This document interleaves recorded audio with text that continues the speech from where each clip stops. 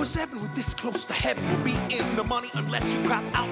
Boxcars, think guys, that's all it'll take, guys. A kid is a honey, he'll do it, no doubt. Now roll on. Take me to heaven. That is from A Bronx Tale, the musical, and right here you've got Nick Cordero from A Bronx Tale playing over at what theater? At the Long Acre Theater on 48th Street. You play Sonny. I do. I play Sonny. That's Chaz Palminteri's role. I know. Well, that's the role. He trusted it to me, and I'm very honored. What's that feel like? It feels great. It's a great role. You know, it's an iconic role. It's the role that people, you know, when Chaz walks down the street, they don't call him Chaz, they call him Sonny. And I remember you look like Sonny. Thanks. I get that a lot. It's true. And he turned to me once when we were walking down the street. He's like, "They're going to be calling you that one day." And I was like, "Wow, really, that's a big Chaz?" deal. Yeah, it's a big deal. It's an honor. It's you know, it's an iconic role, and to have it accompanied with the songs of Alan Menken and Glenn Slater the way it is in this show, it's a 1-2 punch. Talk about the transition for those of us who are big fans of this movie. Yeah. And I tell you, I saw Chaz Palminteri, the one-man performance of Bronx Tale, and then transition to this. What can people expect? People can expect a well-rounded, entertaining family musical. I say family, even though you witnessed 2 murders in the show. Oh yeah, that. But it's well accompanied by music by Glenn Slater and Alan Menken. You know, the famous Alan Menken. And why is that important, by the way? And the music is important. Yeah. But then the De Niro part. Absolutely. Well, the music's important. It's a musical. And Alan's sort of harkened back to his, Little Shop of Horror days. It's very indicative of the time. So there's doo-wop, there's a little bit of, Sinatra swing in there, you got some 70s funk in there. It's an eclectic mix of styles from the era, which really helps. And the De Niro part, what was De Niro? He co-directed. Jerry Sachs? Yeah, he co-directed the show with Jerry Sachs. De Niro, as you know, directed the film. And Jerry directed the production that you saw at the Walter Kerr. So they're both very familiar with the material, and Chaz trusts them very much. And of course, De Niro, having, decades in cinema, he brought a real attention to detail, which became very valuable to us. And in the movie, he was in the movie. He played Lorenzo, he played the father figure in the movie, and so... Colosimo's father. Colosimo's father, and so having him there was invaluable, just to sort of get, the real authenticity of the place, the time, the era, because we're doing this for Italians from the Bronx, so we want to come across as authentic. It's very important. And Jerry, is a veteran theater director, 4-time Tony Award winner, and again, he had done the one-man show with Chaz on Broadway, and so having the 2 of them there was the dream team. Describe auditioning for this role. My audition, I think, was another Broadway show. I played a role that Chaz made famous in Bullets Over Broadway, which we turned into a musical in 2014. I played Cheech, and Chaz and Tommy Mottola, who's one of our lead producers, came to see that production.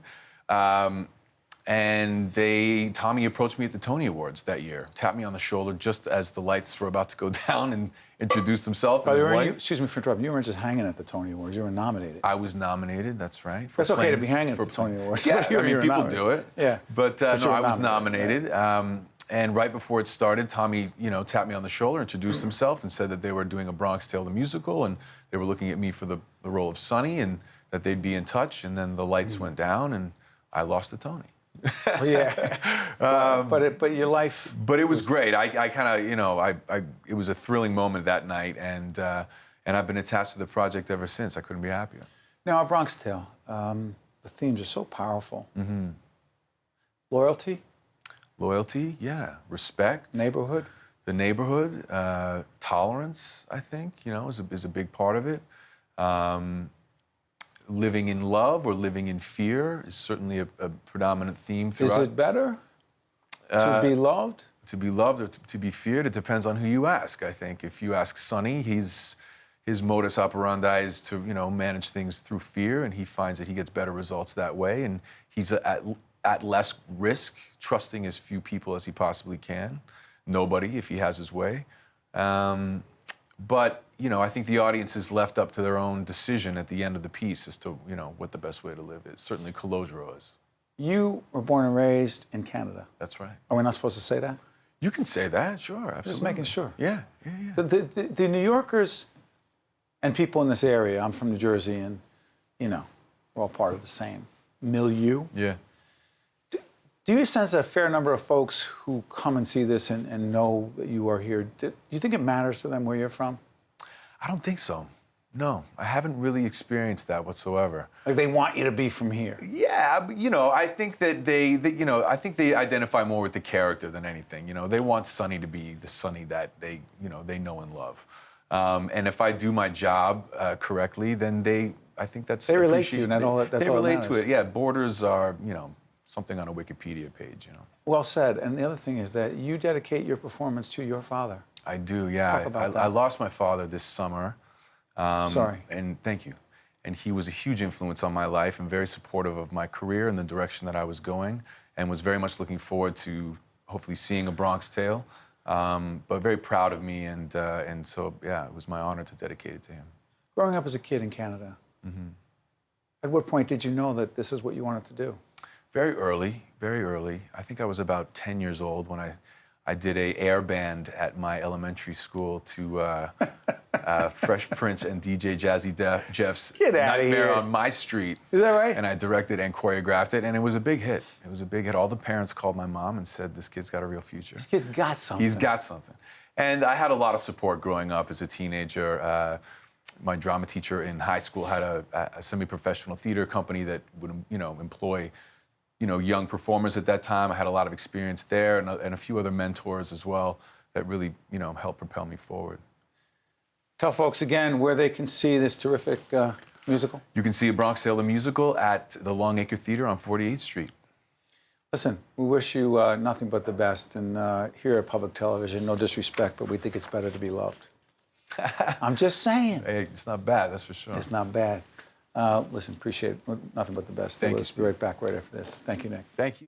One on One with Steve Adubato has been a production of the Caucus Educational Corporation, celebrating over 25 years of broadcast excellence. This special edition of One on One with Steve Adubato is brought to you from the Tisch WNET studios at Lincoln Center. Funding has been provided by Wells Fargo, Caldwell University, Suez, Ready for the Resource Revolution, Hackensack Meridian Health, Hackensack University Medical Center Foundation, Horizon Blue Cross Blue Shield of New Jersey, and by Century 21 Construction. Transportation provided by Airbrook Limousine, serving the metropolitan New York, New Jersey area.